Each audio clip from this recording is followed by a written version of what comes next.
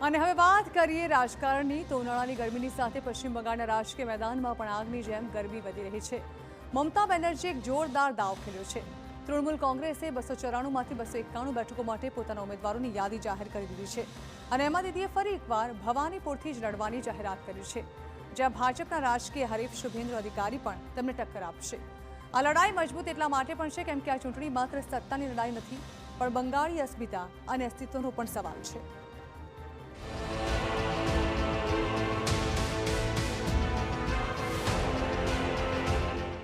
બંગાળી અસ્મિતાની લડાઈ, ત્રીજી વાર સત્તા જાળવવાનું લક્ષ્ય। મમતા વર્સિસ શુભેન્દુ, હાઈ વોલ્ટેજ મુકાબલો।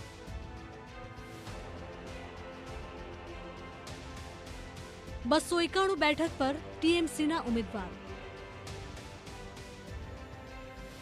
ચોથી વાર સરકાર બનાવવાનો દાવો। તો આ છે બંગાળની ધરતી પર થનારા રાજકીય યુદ્ધની એક ઝલક। સૌ જાણે છે એમ આક્રમક એવા મમતા બેનર્જી ભાજપને બંગાળમાં સતત હંફાવી રહ્યા છે અને હવે જ્યારે ચૂંટણી માથા પર આવી ગઈ છે ત્યારે તેમણે દાવ ફેંકવાનું શરૂ કરી દીધું છે। તૃણમૂલ કોંગ્રેસે આ વખતે વહેલી તકે જ લગભગ બધી બેઠક પર ઉમેદવારો જાહેર કરી વિરોધી પક્ષોને સ્પષ્ટ સંદેશ આપ્યો છે। મમતા બેનર્જીએ કહ્યું છે કે આ ચૂંટણી બંગાળની આબરૂ અને અસ્તિત્વની લડાઈ છે। તેમણે ભાજપ પર આકરા પ્રહાર કરતા કહ્યું કે વિરોધી પક્ષ બહારથી લોકો લાવીને અને એજન્સીઓના સહારે લડી રહ્યો છે, પણ અમે બંગાળીઓના હૃદયથી લડીશું, ભવાનીપુર જીતીને બતાવીશું। हमारा जो पार्टी का लड़ाई है वो जारी रहेगा और भवानीपुर में हम ज्यादा से ज्यादा वोट लेके जीतेंगे, इसी के लिए कि हमारा खाली भवानीपुर नहीं है, हमारा 294 कॉन्स्टिट्यूंसी है और भवानीपुर इसको लीड करती है। तो ममता बेनर्जी फरी भवानीपुरથી ચૂંટણી લડશે, જ્યારે ભાજપે શુભેન્દુ અધિકારીને નંદીગ્રામ સાથે ભવાનીપુરની પણ ટિકિટ આપી છે। આનાથી બંને વચ્ચે સીધો અને તીવ્ર મુકાબલો થવા જઈ રહ્યો છે।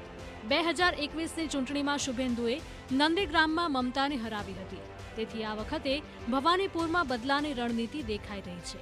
હવે એ પણ જાણવું જરૂરી છે કે શા માટે આ બેઠકનું આટલું મહત્વ છે। કોલકાતાની પ્રતિષ્ઠા શહેરી વિધાનસભા બેઠક, મમતાની પ્રતિષ્ઠા અને સત્તા જાળવવાનું પ્રતીક, ટીએમસી અને ભાજપ વચ્ચે સીધો હાઈ વોલ્ટેજ મુકાબલો, બંગાળી અસ્મિતા અને અર્બન વોટર્સનું પ્રતિનિધિત્વ, ચોથી વાર સરકાર બનાવવાની મુખ્ય કસોટી, પાર્ટીઓના રાજકીય ભવિષ્યને અસર કરતી બેઠક। આ મુકાબલો આટલો ચર્ચાસ્પદ એટલા માટે પણ છે કેમ કે તેમાં સામસામે દિગ્ગજ નેતાઓ છે। મમતા બેનર્જીનું મજબૂત પાસું તેમની અદ્ભુત કરિશ્મા, લક્ષ્મીર ભંડાર જેવી મહિલા કલ્યાણકારી યોજનાઓ અને બંગાળી અસ્મિતાના રક્ષક તરીકેની છાપ છે, જે મોટા વોટર્સને આકર્ષે છે। જો કે લાંબા શાસનની વિરોધી હવા, પરિવારવાદ અને હિંસાના આરોપો તેમનું નબળું પાસું બની ગયા છે। બીજી તરફ શુભેન્દુ અધિકારીનું મજબૂત પાસું એ છે કે 2021ની નંદીગ્રામમાં મમતાને હરાવવાની સિદ્ધિ તેમના નામે છે અને યુવા વર્ગમાં તેજસ્વી અપીલ છે, પરંતુ કોલકાતા જેવી શહેરી બેઠકમાં મર્યાદિત પ્રભાવ અને પાછલા ટીએમસી સંબંધો તેમની નબળાઈ ગણાય છે। મમતાએ ચૂંટણી પંચ પર પણ તીખા પ્રહાર કર્યા છે। તેમણે કહ્યું કે ઈદ પહેલા અધિકારીઓની ટ્રાન્સફર દ્વારા ભાજપ તોફાનો કરવાની તૈયારી કરી રહ્યું છે। જો કોઈ અપ્રિય ઘટના બને તો તેની જવાબદારી ચૂંટણી પંચ અને ભાજપ પર હશે। તેમણે આ ચૂંટણીને લોકતંત્ર અને બંગાળીઓના અધિકારની લડાઈ ગણાવી છે। खाली आईपीएस ने आईएएस हमारा चीफ सेक्रेटरी को हटा दिया, हमारा होम सेक्रेटरी को हटा दिया, हमारा और एसपी को हटा दिया, कमिश्नरेट को हटा दिया, और जिसको हटाया वो भी नॉन बंगाली है और बंगाली भी है, दोनों को ही वो अटैक किया। ये ठीक नहीं है। इसमें काबिल हो जाता है कि बीजेपी लड़ने नहीं सकता, वो एजेंसी को काम पे लगा के उसके ऊपर निर्भर करके वोट लूट करते हैं, बोलते झूठ करते लोग। हम इसको केयर नहीं करते हैं। अगर कोई क्षमता है तो सामना सामनी लड़ने बोलो। ટીએમસીનો દાવો છે કે તેઓ 226થી વધુ બેઠક જીતીને ચોથી વખત સરકાર બનાવશે।